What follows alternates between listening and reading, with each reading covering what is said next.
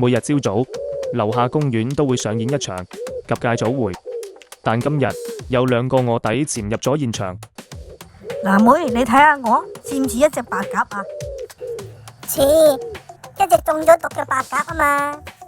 為咗調查白鴿幫傳聞中嘅地下糧倉，藍妹同青檸今日偽裝成白鴿混入鴿群。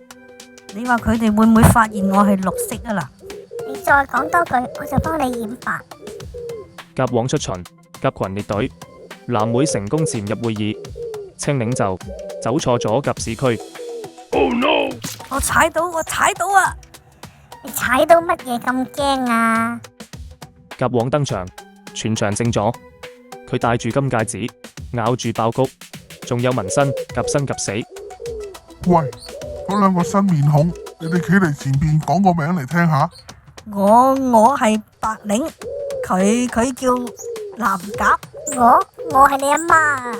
身份暴露，鴿群圍攻，青檸一路跑一路尖叫，藍妹一路飛一路啄人，畫面一度混亂。我唔係有心噶，我真係中意食粟米噶。好心你開會就冇食爆谷啦。終於，兩隻鸚鵡潛入天橋底嘅垃圾桶避難，鴿王唔見咗，鴿群散晒。今次臥底行動失敗收場，但佢哋發現鴿群之中真係藏住一個神秘地窖，裝住大量粟米。等我下次戴帽再入去。下次你自己去到夠。